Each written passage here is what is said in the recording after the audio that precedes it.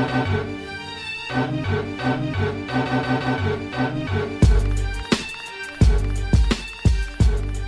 what's up? And welcome to episode 60 of Throwback Hoops. My name is Rob Clayton, and joining me as always is Wood. Hang on, that's not Woody. It's a very huge welcome, making his second appearance on the show, to Matt Clayton. Good to be back. Disappointed for all your usual viewers and listeners that I'm not Woody. I am wearing a cap. I know he likes to wear a cap, but nice. You going to do a wrap or anything for us? Or? No bars this morning for you, but the only purple you will see is the logo over my shoulder, which we will talk about at some point. But it is nice to be back, and episode 60. You've come a long way. Yeah, it's gone quick. We'll sort of mention it later. I think we had you on episode 24, so it seems like a long time ago that we did that. Yeah, okay. Looking forward to have you. And for those that are at home playing Where's Woody at the moment, playing a game of that, he's actually still in India. He's over there at a wedding. Sent me a lovely photo of him yesterday in his traditional Indian outfit there. So I told him he has to wear that to the next Kings game we go to, but he gave me a few laughing emojis, so I'm not sure if that's going to happen. So, all right. So before we get into it, just a reminder where to find us. Please make sure you like, rate, and subscribe on YouTube or wherever you find your audio podcasts. So, look, I thought we might sort of get into it first like we normally do. I know Matt isn't like the jersey collector that I am, but he is wearing a T-shirt today. So why don't you tell us about that one and maybe where you got that? Well, there's only two NBA singlets in this house. They're both my daughters. There's a CJ McCollum Portland one and a Josh Giddey OKC one, which might be going up in value by the day, mind you. But my outfit, for everyone watching on video here, I'll just stand up. And that's standing up wearing the very cool-looking NBA Jam Clippers T-shirt. I like that. And there's sort of two stories behind this. One, because a couple of weeks ago, I actually bought this at a Clippers game, which we will discuss in a short period of time. And I also thought it was nice to see Paul George and Kawhi Leonard in the same frame, because they're not often on the court together. So actually to get them on the same T-shirt together was quite nice. It gave all of us Clippers fans a bit of a thought of, imagine how good it would be if these guys actually, play basketball for more than once a week. And so, maybe it's a wish for the future, but I don't want to get too carried away here. Nice. I must say, I've got an old Philadelphia one of those T-shirts with Ben Simmons and Embiid, and it's quite funny looking at Ben Simmons' three-point shooting. It's completely red. It's the only one I've seen where there's not one bit of rating on there. So, yeah, no, I like that one. They're pretty cool, those NBA Jam shirts. So. Very cool. Nice. Thanks for that. So, well, look, I'll sort of talk about my jersey. So I'm doing another Hawks double today. Probably some more well-known guys and some of the obscure ones I've been rocking of late. So hanging behind me is a Kyle Korver Blue Hawks Adidas jersey. So just a little bit on Korver there. So he was drafted out of Creighton by the Nets at pick 51 in the 2003 draft before being traded to Philly on draft night. Actually went on to have a lengthy 17-year NBA career, spending time with the 76ers, Jazz, Bulls, Hawks, Cavs, and Bucks. Interestingly, he wore the random jersey number 26 on every team he was on. I know we spoke about that a couple of days ago, so I actually looked into that. So he did wear number 25 in college at Creighton, which they actually retired that number. Yeah. When he was a rookie at Philly, they had a bit of a blast from the past on that team. Remember Mark Jackson? So Mark with a C. Yes. Guy there. So he was actually wearing 25 for those first few years. So you do see those people that sort of, change the next digit up or the next digit down. So you obviously, like the 26 and stuck with that. So a bit of a random one anyway. But look, he'll always be remembered as an all-star with the Hawks in 2015, something that probably people thought he'd never do there when 4 of the Hawks were selected. Even better, he was traded by the Hawks to Atlanta for cash considerations only. So that was certainly wow. Worked out for the Hawks. Not bad, eh? So look, he's definitely one of the best shooters I've ever seen. As a shooter, myself, someone I love watching. He actually led the NBA in three-point percentage a record 4 times. Really made the most of his talents. He was actually a sneaky, underrated defender I used to find watching. Very good team defender, quite good footwork, pretty big sort of guy as well. So he wasn't that standard guy that, people would just pick on defensively there. So, yeah, always a popular teammate and a fan favourite there. So Korver's currently 41, works for the Hawks with a recent promotion to assistant GM. And when I say recent, that was in about the last week, I believe, there. So working with Landry Fields and the like there. So, no, it's good to see sort of Korver going well. But, yeah, what a trade that was, right? Cash considerations only, and we turned it into an all-star. Unbelievable, the tenure that he had there. The thing I always loved about watching him was I've never seen a guy sprint harder off screens. Like, that's the thing with him. He didn't just go at one speed. He was like watching JJ Redick in fast forward. He came so quickly off screens. And the thing that always amazed me with him was he would catch the ball facing the sideline and then jump and square up. And his shot release was so quick Yeah. The shot was in the basket before you realised he'd even shot it, but it was more the angle that he caught them on half the time. But one of my little favourite YouTube clips is, do you remember, I think it was 2015 actually, he was 11 points in 55 seconds or something in one game. It was literally 4 straight trips, where by the last time he pretty much crossed half court, you knew it was going up. 100%. One of the great streak shooters, but to get a career of that length out of having one elite employable skill, it was a testament to how hard the guy worked. 100%. Look, some people think they may have seen him in a lot of movies. That's actually Ashton Kutcher, so that's actually not Kyle Korver there. But all right, well, look, I'll show you my other random hawk. So it's another random number, actually. I'll just show you. I'll stand up and show you this one first, and I'll talk a little bit about one of my favourite all-time hawks, actually. Oh, so everyone watching the video here will see that Robbie's wearing a Zaza Pachulia, number 27 Atlanta Hawks jersey. One thing I need to actually ask you with this, you realise you've gone sequential numbers here, 26 and 27. That wasn't intentional, was it? No, it wasn't actually. Pretty unusual. Yeah, pretty random numbers as well. I don't think I've got any other sort of jersey numbers. Maybe I might have an NFL number, in, a jersey in number 27 or something. But look, I'll talk a little bit about Zaza there. So, as I mentioned, certainly one of my favourite Hawks of all time. He actually cracked my top 10 list when we did our favourite top 10 Hawks of all time last year. So Zaza was drafted out of Georgia, and no, not Atlanta, Georgia, the actual country, by Orlando at pick 42 in the 2003 draft. Also went on to have a long career like Korver, spending 16 years and having time with the Magic, Bucks, Hawks, Mavericks, Warriors, and Pistons. I actually forgot he finished up with the Pistons. So, yeah, similar to Korver, he actually wore this random number 27 on every team he was on, so which is pretty strange. Look, his accolades are two-time NBA champ in 2017 and 18, as well as being in the front office for the Warriors championship last year. So Zaza's now 38. He's also well known for 4 more things, certainly 4 things that I remember. The nothing easy and the we going to game 7 baby comments against Boston while playing for Atlanta.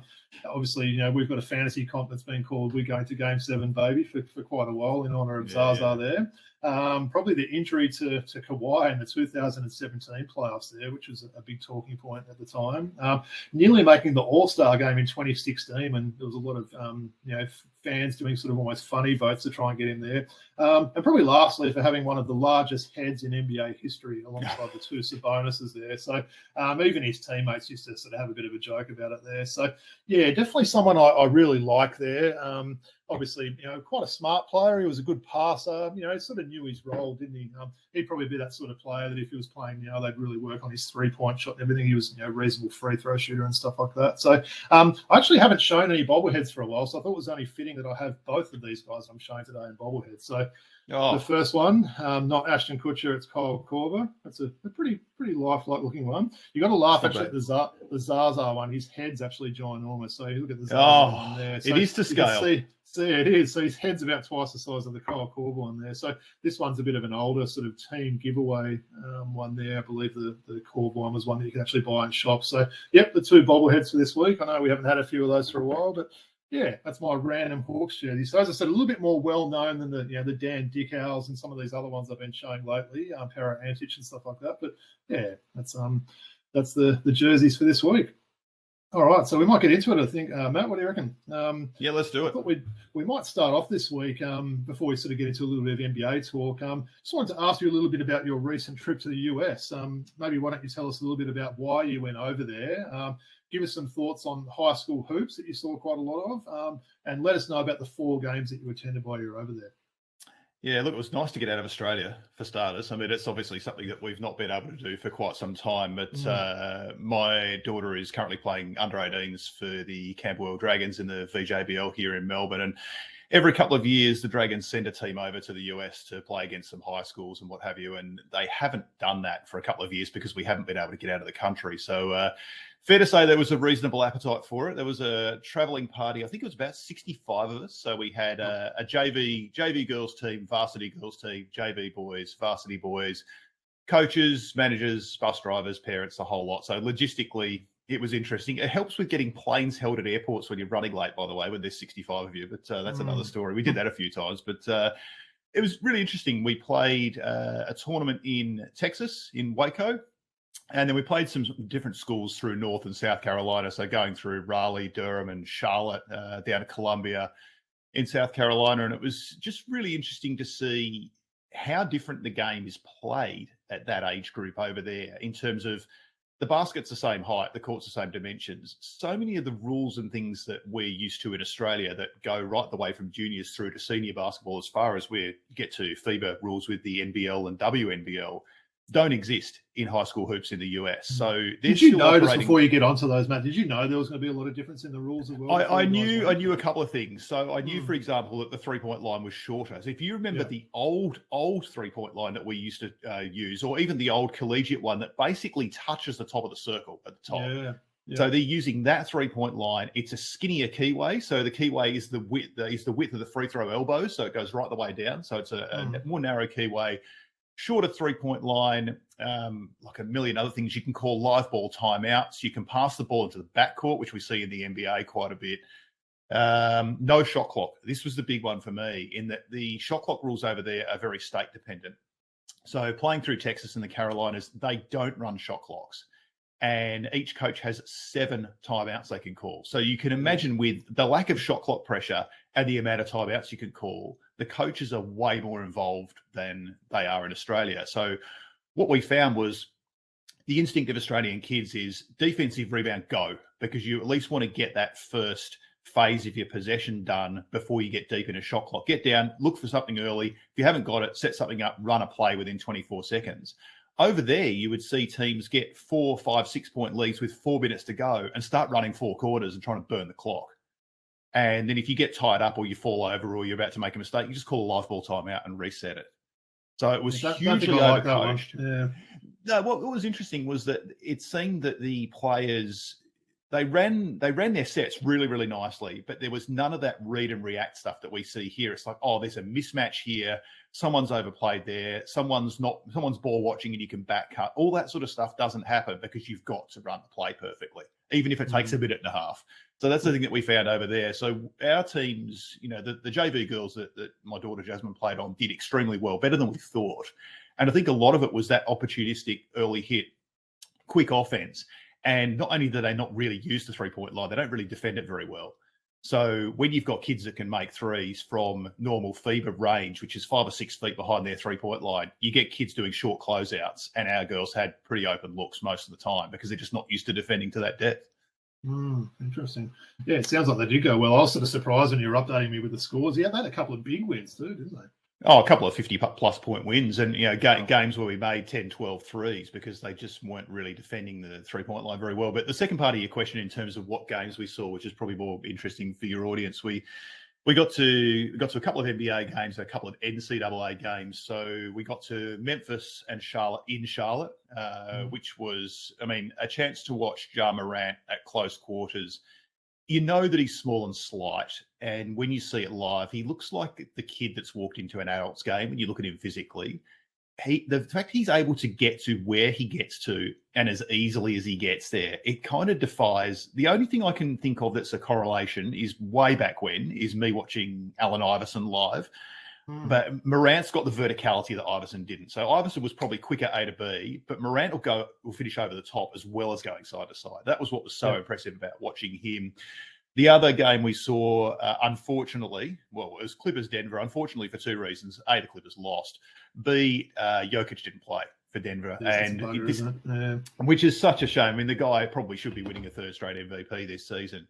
What was really interesting about watching that was that Denver, they play a very different way to a lot of NBA teams in that the ball does move irrespective of who's on the floor. And I think that's probably something to do with the way Jokic drives that team. So you still had Jamal Murray and Michael Porter and KCP who, runs a lot of stuff off screens and what have you. The ball never stuck. So they were always getting open shots. You've got, I don't think it's any surprise Aaron Gordon's having a great year this year because he's just constantly on the move and getting the ball in the dunker spot or cutting down the middle. They were really fun to watch. Clippers didn't have Paul George. Kawhi played quite well. John Wall was very good to watch live until he strained his abdominals doing an enormous dunk at one point in that game. So the dunk was good. The 2 weeks on the sideline wasn't. You enjoyed watching your favourite player, Morris, play in that game as well, did you? The funny thing about watching Marcus Morris is that, if you were at home, you could go and, unstack the dishwasher or put the kettle on or something when he gets the ball in the mid-post because it's going to be about 15 dribbles and a bunch of jab steps and then he'll eventually take a contested 2. Sometimes they go in. Sometimes they don't. It's not a massive amount of fun to watch, I must say. But the other games we got to TCU Texas Tech NCAA men's game, which the facilities over there, for anyone that's been to the States, the college facilities are crazy. They're better than NBL teams we have here. Also, two local Texas teams going at it. So that was pretty fun. And, the brass band and all that sort of stuff, your standard sort of college experience. That was a really good game.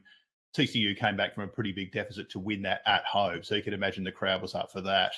And then the other game we saw was we went to Clemson in South Carolina, which is well known for its college football team. That we saw the stadium. I think it holds about 85,000 people for a college football stadium. Wow. It's completely crazy. But there, we saw their women's basketball team against Syracuse. And the cool thing about that was that each team had an Aussie playing for them. So nice. Georgia Woolley from Queensland was playing for Syracuse. She played really well, actually. And Holly Hank from Clemson was the starting five there. So to watch those two teams go at it. Another interesting game, bit of an up and down game. But again, the facilities and the game presentation and the experience, it's definitely an eye-opener for all the kids that were on the trip and just shows you what Buddy can do. Oh, I bet. I'm assuming the women's Syracuse team are the Orange Women or something like that, because I know it's obviously the Orange Men, the men's team. What do they call the women's team? I think they are the Orange Women. There's a lot of tendency over there to put the word lady in front of something. So it'll be the Lady Mustangs or whatever they might be. So there's a lot of that going on. But what was amazing about Clemson actually was that they took us on a tour of the stadium afterwards and showed us the locker room and the weights room and the player lounge and the film session room and everything else. And it was like going, I've been in a lot of NBA locker rooms, and it was like an NBA locker room from probably 15 years ago. They then explained to us that the other side of the stadium, they have a completely separate facility of equal standard for the men's team. It's absolutely crazy. They do not share any facilities. And the facility we saw for the Clemson women was as good as any NBL's team or NBL team, or maybe, really senior level college or low level NBA team. It was amazing. Shows you how much some of these college teams are making and why they can potentially afford to pay some of these coaches the money they pay as well, right? Yeah, exactly.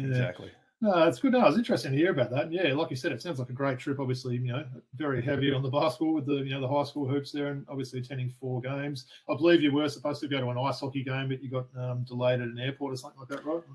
Yeah, so I'd like to congratulate United Airlines for not letting us get to that. A nice 6-hour delay in Washington Airport. So the NHL plans got scuppered, which was a shame because most of the people on that tour hadn't seen an NHL game live, and it's one of those sports that's way better live than on TV. So everyone missed out, unfortunately. I'm sure they probably offered you like a $10 voucher or something to make up for that or something. Did they? I think it was $10 actually. Yeah. Nice. Yeah, very good. All right, no, I appreciate that. Well, just wanted to sort of talk a little bit of NBA now. So as I mentioned at the start of the show, those who tuned into episode 24 when Matt was last on will remember that you're a long-suffering Clippers fan. So I wanted to sort of go back and revisit a bit of a key trade for the franchise there, which remarkably will be the 4-year anniversary of in June this year. So sorry to sort of dampen your day talking about this one, but of course I'm talking about the Clippers and OKC trade. So I wanted to see how you're feeling about this trade. Honestly, I was looking through it this week. I literally had forgotten that the Clips had given up 5 first-rounders. I know you hadn't there, but why don't you sort of tell us your thoughts about it? Maybe sort of tell some of the audience that weren't totally aware of what this trade sort of, with the details of it and everything else like that.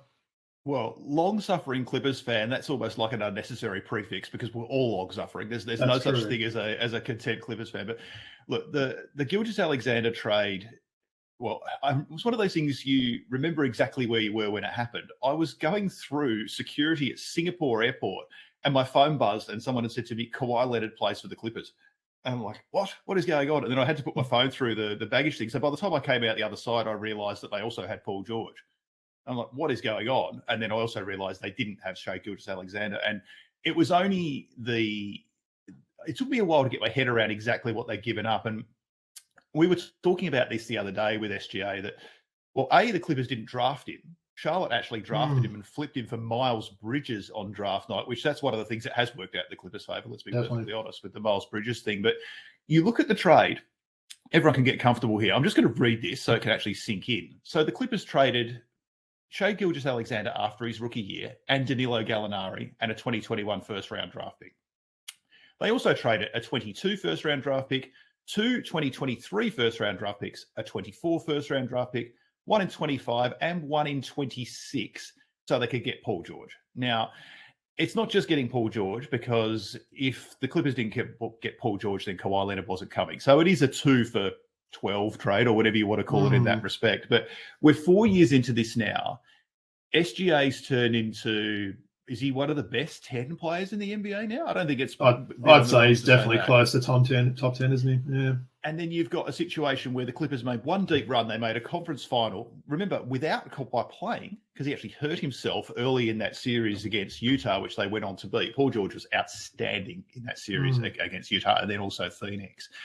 And you're looking at this season. If you look at the standings right now in the Western Conference, OKC and the Clippers are in that group of, I think it's 8 teams that have got 23 to 25 losses at the time of recording. So OKC are younger, have all of the Clippers draft picks for the next 4 years, and right now, probably better. And I guess the question would be, if you tried to trade SGA for either Paul George or Kawhi Leonard individually right now, Oklahoma City are laughing and hanging up. Because I wouldn't have thought so. And I don't think anyone expected SGA to be this good. But his rate of progress and how he fits in with the timeline of what they're doing, they're arguably ahead of schedule, OKC, when you consider they don't have Chet Holmgren yet. And they've got a blueprint for what they're going to be. And the Clippers, as we sort of touched on off the top, it's like you have to check on a daily basis to see who's playing, when they want to play. Some guys are injured. They've had Kennard injured lately, which has not been... He's actually incredibly important for them, Kennard, even though he's not one of their main guys. But on a day-to-day basis, it's, is Kawhi playing? Is Paul George playing? Are neither of them playing?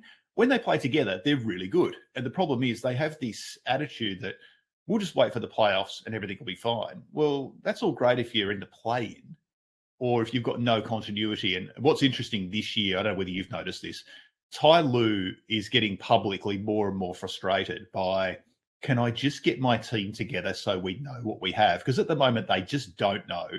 And then Kawhi dictating, I want to play the entire third quarter when I play. It's like, well, that's all fine. He comes back in with 6 minutes to go in most games in the fourth, and he's absolutely gassed, and he's got nothing down the stretch. And what's the contract status, by the way? I think Kawhi's got one more year, does he? I don't know what PG's is. Yeah, I believe it's 1 and 2 respectively. But the problem is now is that you look at they're an old roster. Right? You look at the guys that are getting rotation minutes. The only real young guy on that roster is Zubats. Yeah. They've got guys who are still very good at what they do and they fill a role. And Norm Powell fits into that category for me. But Marcus Morris isn't a guy who's getting better necessarily. Neither's Kawhi, neither's George. Reggie Jackson was starting. Now he's getting DMPs. John Wall's injured all the time. So not only do they have this old roster that's kind of treading water because they're never on the floor together, you can't say, all right, we'll flip some pieces and we'll build through the draft because they don't own any of their draft picks. So what's your thoughts on Terrence Mann, by the way? He seems someone that I thought was ready to maybe break out a little bit, and we haven't quite seen it, have we? He has an occasional, I think he had a 30-point game a few weeks ago, but then he's missing for weeks after that. I reckon he's a guy who suffers a bit with the role continuity that we were talking about before. And I actually quite like what they've done the last couple of weeks. They've said, right, you're starting. He's not really a 1. He's not really a 2. He's a bit of a combo guard. But there's some role consistency with him at the moment. It's like, we're not going to start Jackson or Wall. Wall's injured, as I said. You're our starter. You're playing 27 to 32 minutes. And so he knows where his minutes are coming from. He knows where his shots are coming from. He's very good defensively, and he tries really hard defensively, which is not something you can say about a lot of that roster. He's a young guy who's his whole career has been very chaotic in that he would not play for weeks. And then you remember he won the Utah series for them a couple of years ago because they played him as a floor spacer and Rudy Gobert couldn't guard him. And he had 39 points in that clinching game. So I like him. I think he gives them a jolt of electricity, and there's not a lot of guys on that roster who come in and you notice their presence from a physical and effort point of view. So I actually quite like that they're playing him more. If it puts a couple of noses out of joint, I think Ty Lue's just clutching at straws at the moment, trying to find 5 guys who will actually turn up most nights and give forth the effort that he wants because, what are we, 50-something games in now? You can't just be waiting for April the whole time. You've got to make your move. Good point. Last question on that. Obviously, you went to the 2 NBA games. How did the 2 game night experiences sort of compare there between the Charlotte and the Clippers game? I'm assuming they're both pretty good, but how did they sort of compare?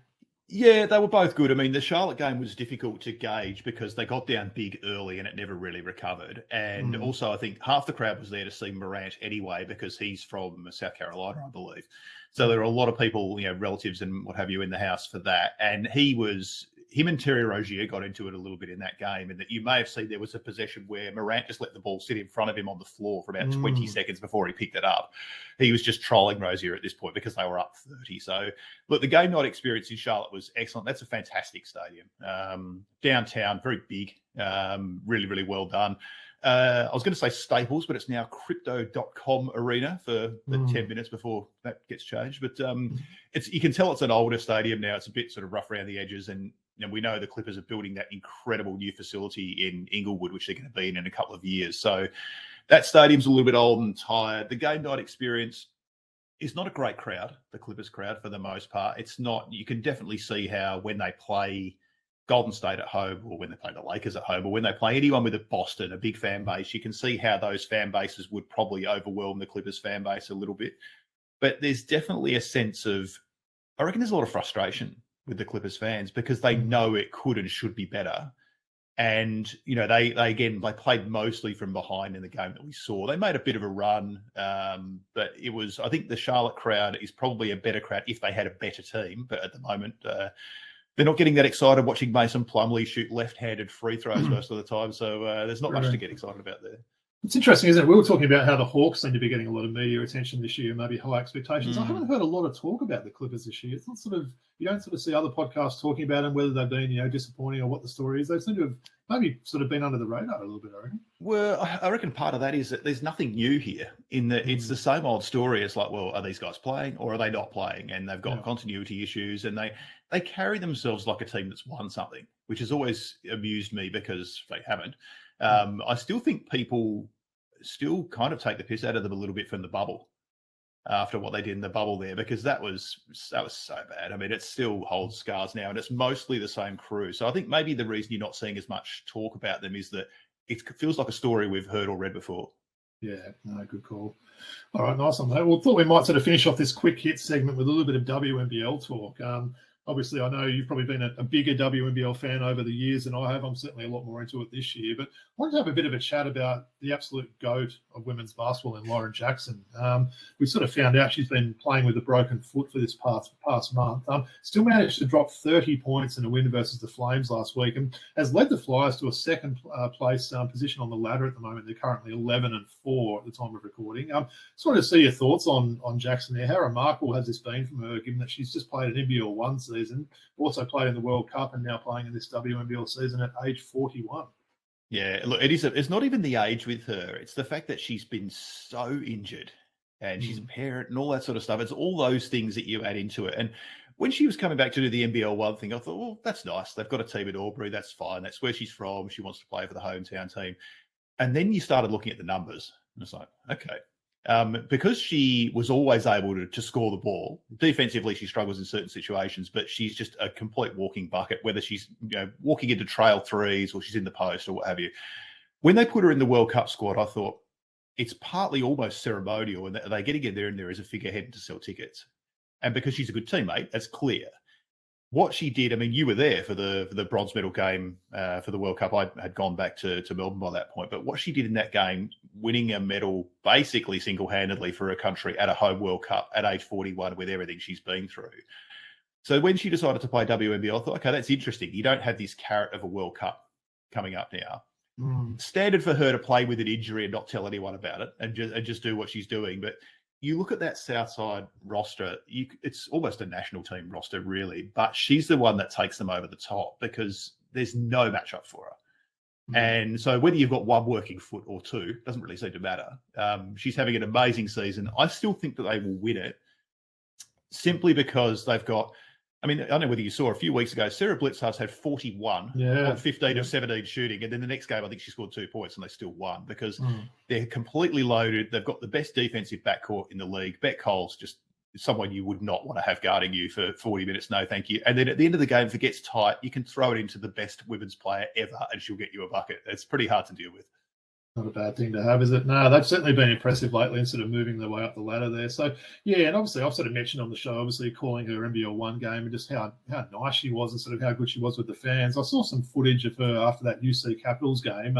She had her foot inside an esky filled with ice and literally sat there for close to an hour, apparently, meeting fans, signing autographs, taking photos and stuff. So it just shows you what a remarkable person she is. And I don't think she said for sure that she's retiring, has she? I mean, look, it's expected that she will, but I don't know whether she's 100% said that.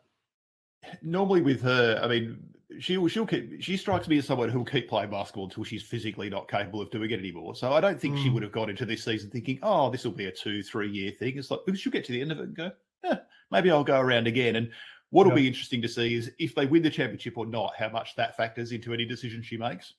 That's because if you could play your last international game and win a medal, and if you could win your last domestic game and win a championship, it doesn't really get better than that. And I'm not sure she's someone that sort of goes for the nostalgic endings or whatever. But in terms of a way to finish up, it'd be pretty good, wouldn't it? It's sort of a fairy tale finish, wouldn't it? So definitely encourage any fans that are out there, obviously, to try and get and see her, live if you can. Obviously playing around the country, but certainly, check out any games you can on TV and experience what might not be there for too much longer. So, good to talk about the GOAT there. I'd love to see her in NBL 1 again this season, but she's definitely not going to do that. There's just going to be no break if she goes to that. But obviously, watch this space. We'll find out if she's going to be playing next year. So. All right, well, appreciate that. We might get on to some NBL now. So, look, it's certainly getting to the business end of the season, isn't it? Round 16 is completed. We're on the round 17 starts tonight. So, I should say at the time of recording, it's Wednesday, the 25th of January. So, we've got a big round coming up. Before we sort of talk a little bit about the round, and before we talk about the last round, actually, I just wanted to give a bit of a shout out to Harry Froling there. We heard the news yesterday about the really sickening incident that happened in Wollongong last weekend after the game. It sort of left him with bleeding on the brain and required surgery and everything else like that. So that was pretty hard to hear that. So, definitely our thoughts are with Harry and his family there. We hope he makes a full recovery. He's certainly one of the characters of the game, isn't he?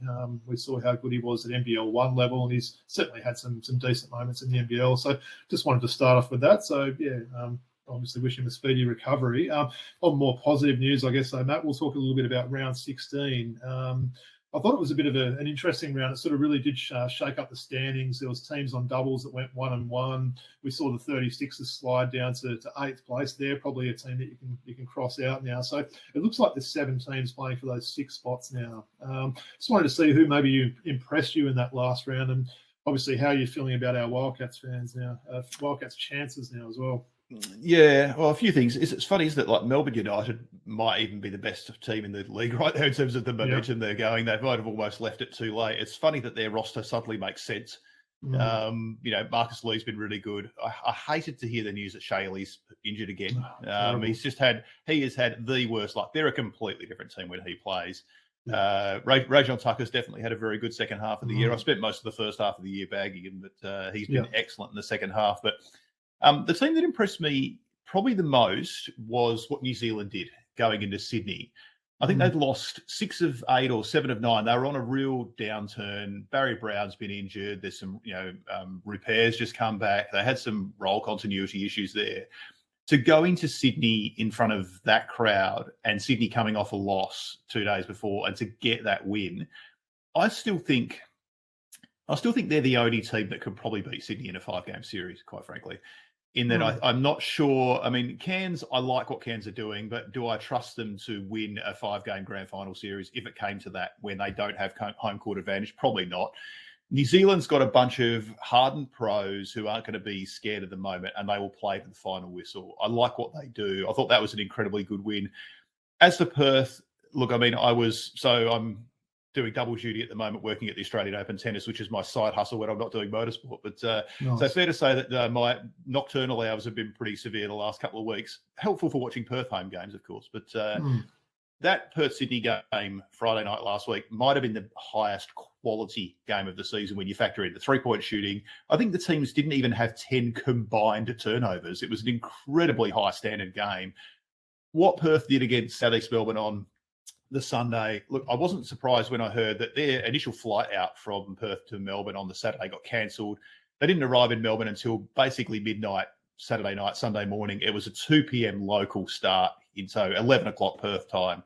And they'd only played 7 guys, really, against Sydney on the Friday night. So you could see South East Melbourne were just trying to play up-tempo. Perth shot the hell out of it in the first half, and that was the only reason they probably were down 20 at halftime. And Jesse Wagstaff said afterwards that was a 20-point loss that felt like a lot more because you could see all the effort things, getting back on D. The rebounding was absolutely horrific. I think they doubled up their rebound tally, which is definitely Perth's Achilles heel. So I think as far as Perth go from here, the blueprint's there in that if they shoot the ball like they did against Sydney, or even 80% of that, they're not going to lose too many games because they can score the ball so easily. I'm still not sure whether a 7-man rotation is really viable the longer they go forward. They're going to need something out of Blanchfield. Norton's been injured, so we know that he'll play. Even if it's 5 minutes of Midget, I don't know. I don't know if you could run 7 guys in a playoff series where you're basically playing every other day. So I think offensively they are there. The thing I like about what they have done is they are what they are this season. They're an offensive-driven team, which is unusual for Perth. They're normally a hard-headed defensive rebounding team. That's not who this personnel is. Brady Manek is the world's tallest 2-guard at this point. He doesn't rebound or play defense. He can score you 25 points if you don't guard him. So I think they've leaned into what they are at this point. They will try to outscore teams rather than out-defend them. And there will be nights where they make 15 to 23s and you're not going to beat them. But in terms of, are they going to win a championship? The whole season, I don't know about you, but to me it's been, I keep thinking it's Sydney and someone. Sydney and New Zealand. Sydney and Cairns. Sydney's the name that's always first in that conversation for me. And it comes down to, are you going to beat them in a 5-game series when they have home court advantage? And other than maybe Melbourne, funnily enough, who might not even make it, and possibly New Zealand, I don't see who that is. Interesting. I think Melbourne are 8-1 since the start of December, so they've clearly got the best record in the league there. A little bit of a shout out to Adam Ford as well. I think Cairns' over and under this year was either 5 or 6. I know Woody was all over that, saying, jump on that. Woody's obviously a bit of a Cairns fan. What they've done there, I think they're up to 16 wins at the moment. Now, he should be a shoo-in for Coach of the Year. But, yeah, it's interesting. It feels like every game is just so important now. Obviously we'll talk about the games in a sec there. But, even that first game tonight, if the Phoenix lose that really sort of puts them behind the 8 ball as well. And I think they've got, they do have the Kings on the weekend as well. So it feels like every game's important. And we've seen teams like Brisbane now. I think they might have won 3 in a row as well. So not every, Illawarra won a game in New Zealand last week. So it just shows you anyone on their day can win these games. So interesting. Yeah, I was probably the same with Perth there. It was a really impressive game. They've got the same sort of deal this weekend, though, don't they? They've got that Friday night sort of, late game for us in the Eastern States in Perth, and they've got to back up again on Sunday. Quite a long road trip as well, Perth to Tasmania as well. Look, Perth and Tasmania are 2 teams that are pretty similar on the ladder as well there, so that is quite an important game. So, interesting. All right, well, I might just put up a slide for the games there. I don't have Woody's fancy sort of slide that he normally puts on each week, so I'll see how I can go there. It's a bit of a new thing for me doing that there, but we'll put up the slide and I'll just sort of quickly just go through a few of the games there. All right, so we'll start off, as I mentioned, Wednesday the 25th today. We've got the Australia Day day off tomorrow. So start off with the Phoenix and the Taipans tonight. So looking forward to watch this game, actually. Pretty big game for both teams. I see Taipans are getting a little bit more healthy now with Pinder back. But I'll ask you your thoughts on that one first. What are your thoughts on this one? Well, interesting it's at the State Basketball Centre rather than at John Cain because of the Australian Open's on at the moment. Now, I understand that game, like Sunday's game out there, is already a sellout. Yeah.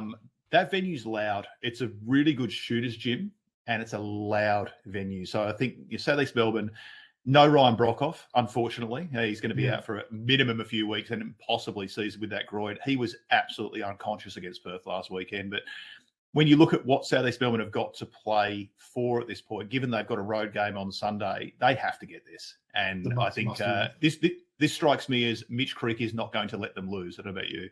No, good call. Yeah, it's certainly a must-win game. And if they lose this one, it's going to be really hard for them to sort of make it now. But like we said, every game seems important at the moment. So there's just the one standalone game on Australia Day.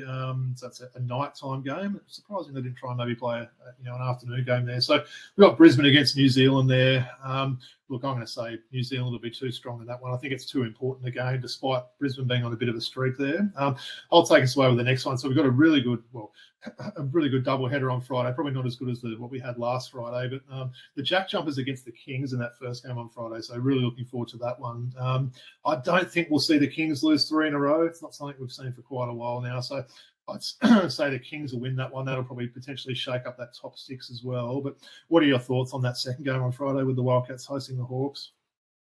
if Tyler Harvey's got the ball and it's a close game in the last 5 seconds, can we make someone else beat us? That would be the first thing I would say, because he's not going to be scared to take the shot. I mean, and we saw what he did last week. But look, Perth's got 3 of their last 4 at home, and this is the one you have to get. Illawarra's gone in there and shot the ball pretty well in the past. They've got some guys who can definitely fill it up. We know they're undermanned, but that's one of those games that if Perth are legit, they need to stomp on them early.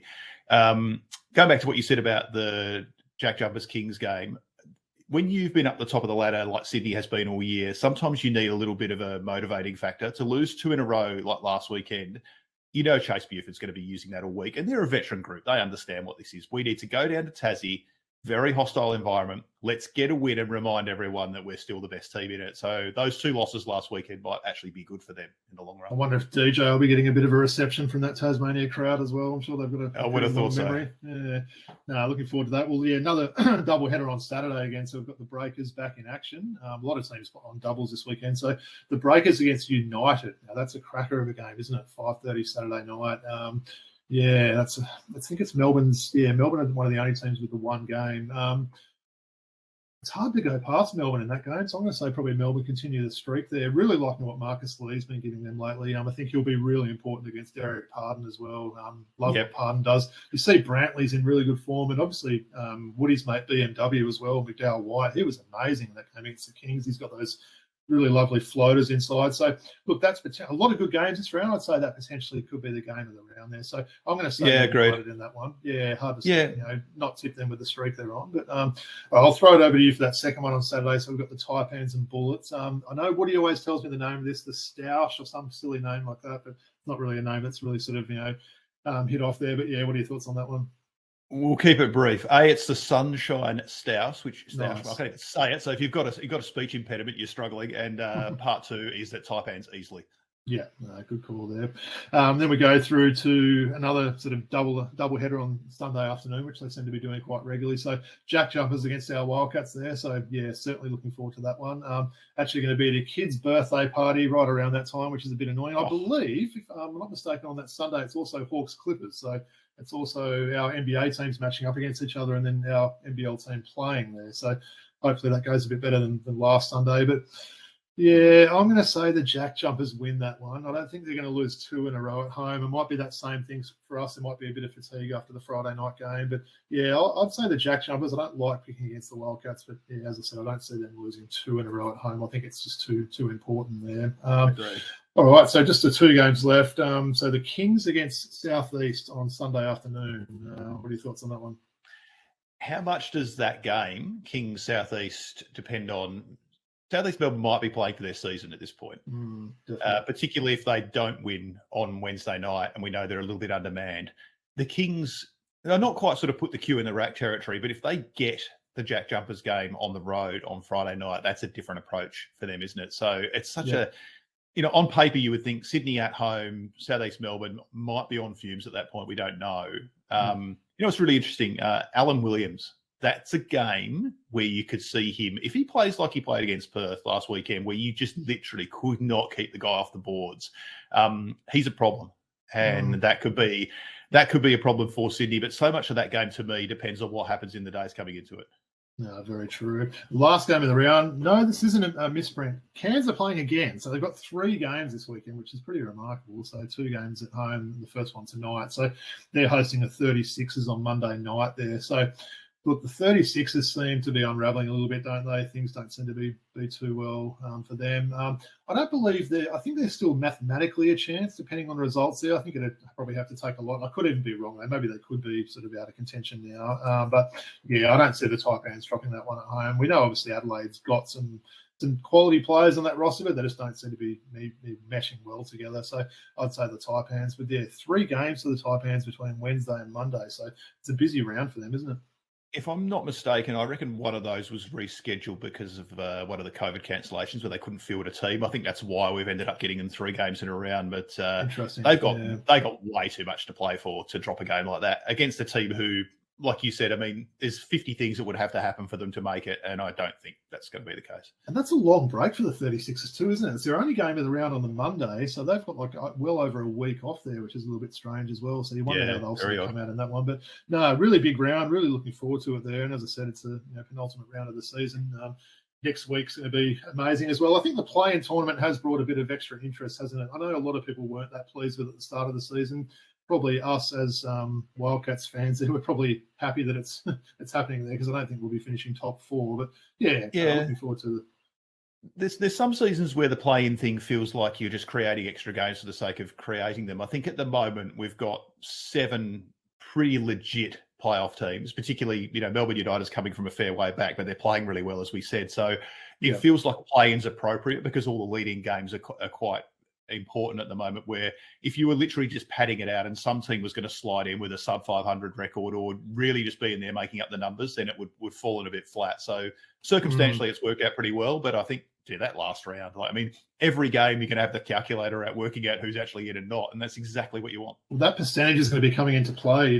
Woody and I have debated this on the show before. Do you shoot it at the end of the game? Absolutely you do in my mind. Absolutely you don't in Woody's mind. But there's going to be little things like that important. If you could get like a 3 on the buzzer of a game or something like that, don't worry about this etiquette sort of thing. You should just go out firing when until the final buzzer goes. So all right, looking forward to that. Well, that sort of takes us to the outro. So just wanted to really thank you for coming on. It's been great having you back on. I know it's a little bit different for people. It's the first time that we haven't had Woody and I, and it's our 60th episode. We thought it would just be good to give us another show there, and obviously get someone else on that's an absolute guru on the game as well there. So as I mentioned at the start of the show, please make sure you like and subscribe to us on YouTube or wherever you listen to podcasts.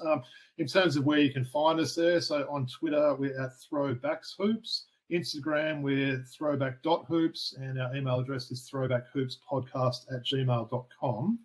Look, I know obviously you mentioned you're working on the tennis at the moment, Matt. I can see behind you, you've got your little logo for your podcast for the In the Fast Lane. So why don't you give that a bit of a plug? I know we actually do have a few listeners. We spoke to the basketball blokes recently. They're sort of avid fans of your podcast as well. So why don't you tell the listeners when that's going to be back on, and maybe where they can sort of listen to you there? Yeah, that's nice to hear. No, In the Fast Lane, it's the Australian Grand Prix official podcast. We're about to start season 4, unbelievably. It was one of those things that we came up with during one of the lockdowns in Melbourne. We were good at lockdowns in Melbourne. You might have heard that. But we needed to do something. We had no events on here. So I think we're 140-odd episodes in. I think the plan at this point is that we'll kick it off again mid-February once Formula One and MotoGP pre-season testing starts. I may or may not be heading up to either Sepang or to Bahrain to cover that. So we'll be up there. Australian Grand Prix coming up first weekend of April. It's already a sellout, and you know what that event's like down here. The fact that you cannot even buy a ticket months in advance, and I think there were 440,000 people there over the weekend last year, and it's going to be bigger than that. So the sport's never been bigger and better. We'll be bringing weekly episodes with interviews with drivers, past and present, team principals, other media people, and so on and so forth. But at the moment, it looks like we're going to be starting mid-February. But if you follow the Australian Grand Prix on all their social media channels, they will tell you what I can't. Great to hear. Yeah, I'll certainly echo that. Make sure you sort of add that to your podcast list. It's always a must listen sort of show there. I'm looking forward for that all to be back. Well, all right, we'll sort of be back to normal next week. Woody will be back from his little junket over to India there.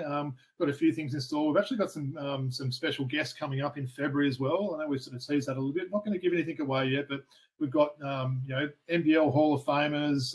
We've got some podcasters that have made it sort of big in America. That's probably the only clue I can give at the moment, but stay tuned for that. But otherwise, just want to thank everyone for tuning in. It's a big peace out from the Throwback Hoops crew.